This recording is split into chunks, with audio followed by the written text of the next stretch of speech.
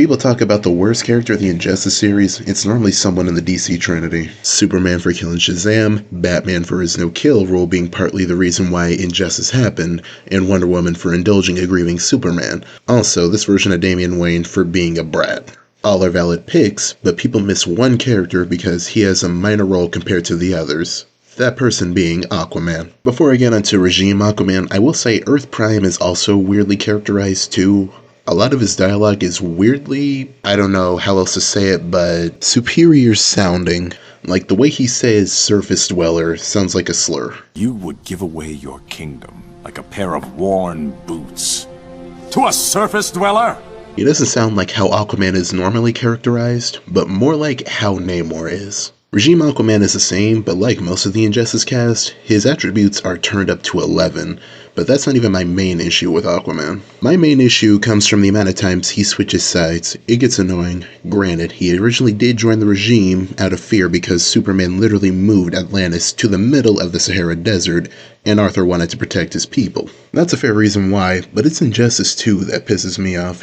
He starts off by saying he's neutral, then he joins Batman against Brainiac, then immediately he switches to Superman's side the second Brainiac is defeated and Superman and Bruce are about to fight.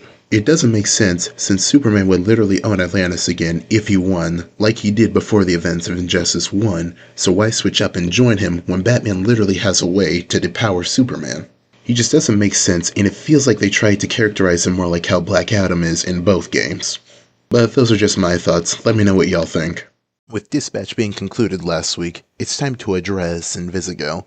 Obvious spoilers for Dispatch. This has nothing to do with romancing her versus Blonde Blazer. Besides, all real ones are hoping for a Malevolent option. Still am if we get a season 2. I understand why people cut Invisigal for what she did in episode 6, which was dumb, but she was not wrong about trying to get the pulse that night.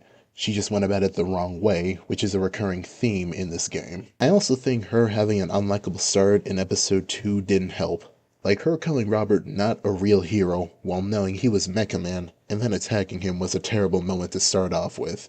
But she does grow from that episode forward. The entire focus of the Phoenix program is to reform villains, and Invisigal said it herself that she signed herself up for it, and this is also backed up by Blonde Blazer as well, who says as much in episode 1. Invisigal, who you met, turned herself in a few months ago and entered the program on the condition we didn't ask questions. Invisigal wants to be a hero, but every time she tries, she screws up and goes about it the wrong way each time. This is her character, kinda like how Zuko was in Avatar, but he had Aang and Iroh, who believed in him and to do good, like Invisigal has Robert and Blonde Blazer. Reminder that Flambe, the man that tried to kill Mecha Man, and if you choose to reveal yourself, tries to kill Robert, but he wasn't cut, so Invisigal should be given that same chance to stay too, especially if you choose to forgive Sonar or Coop. I did, because the one that got cut is after you barely work with him, and it's after improvements in Z-Team performance. Blonde Blazer even says such in episode 2, after the first shift, that it was an improvement on how they normally performed. To sum it up, personally, Invisigal isn't beyond redemption. She just needed guidance to try and become a hero. I was on Twitter yesterday and I saw that voice actor Damon Mills, best known for his role as Frieza in Dragon Ball Super, is calling out Amazon for using AI to dub Banana Fish, and he's absolutely right to do so.